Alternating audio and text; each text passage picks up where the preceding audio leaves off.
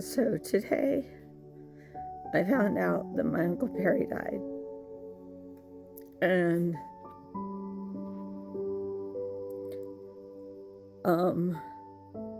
for some reason,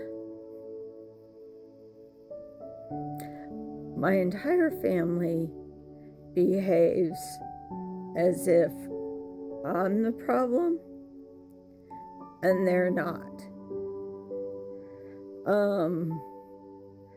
Try and guess how many times I've gone to a family event and I've done something to be rude or mean to someone else.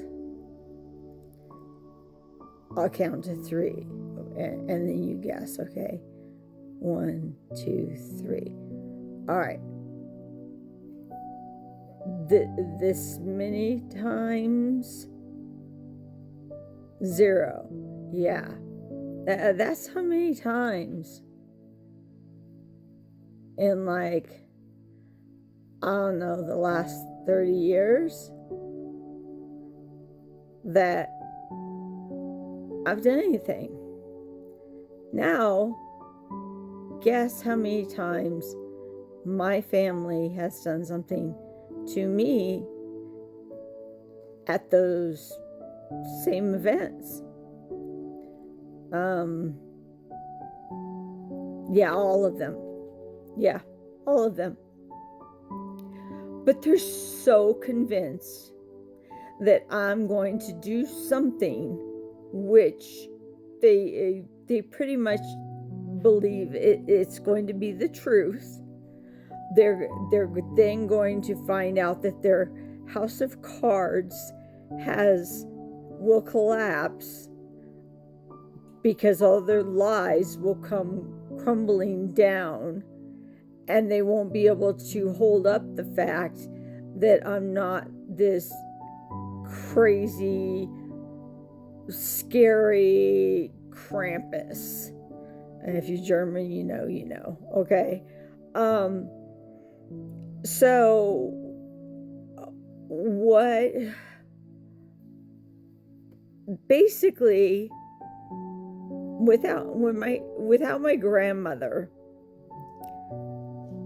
they were unable to control my mother. Even without my grandfather, they were Grandpa Turk, my mother's father, they were unable to control her. And my father abdicated all his duties pretty much and had to work all the time, and she kept taking all this money out of the bank account for my brother. Anyways, so my uncle died today. I have one uncle. His name is Uncle Perry, and they live in Moses Lake. And I can say with pretty much 100% certainty that I have 0 bad memories of him. 0. He was a crop duster, which, if you know what that is, I mean, it's like another you know. It is unbelievably dangerous work.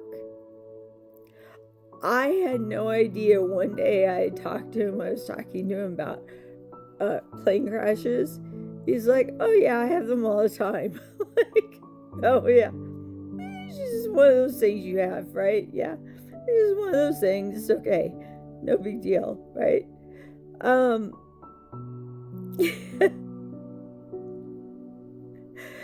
He was our winter fun uncle, because during the summertime it was like crop dusting all the time. So we never saw him during the summer, basically. And we understood that, it was okay. He had to go do his job. No big deal. But during the winter, he became the most fun uncle anyone could ever have. Ever have. And when I was little, I shouldn't say little, when I was big enough to then fly to these little airports where he would take his plane to, like we would go to Florence, Oregon, and my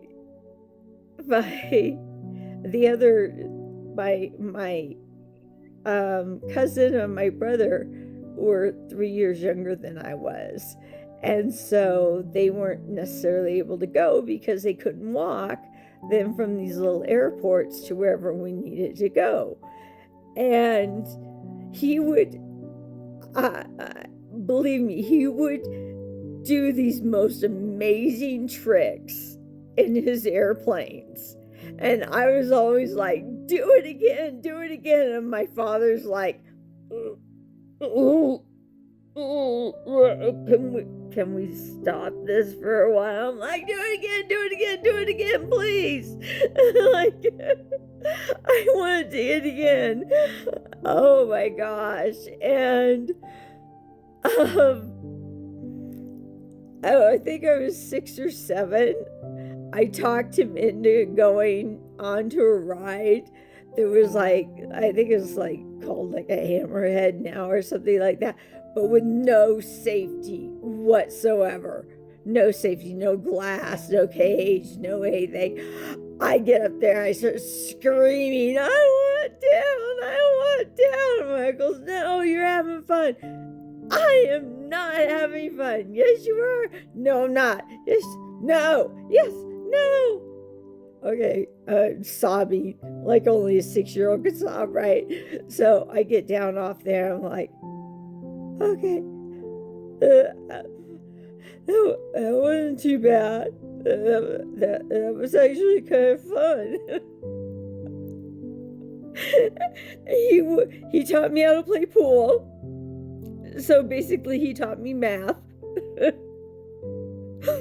He would take us to the lake at night to go ice skating, and he would turn the headlights on to the car so that we could see where we were at ice skating. I mean, how cool is it to go ice skating at night on the lake, right?